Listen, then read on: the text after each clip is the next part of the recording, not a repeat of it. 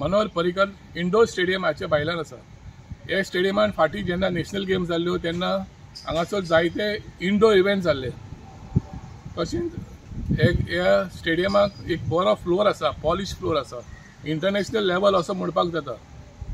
आता फाटीच हो स्टेडियम लायमलायटान येयला कित्याक एसएजीन जो स्टेडियम इंडोर स्टेडियम आहा तो कोणाक तरी काजाराचें रिसेप्शन करपाक दिलो।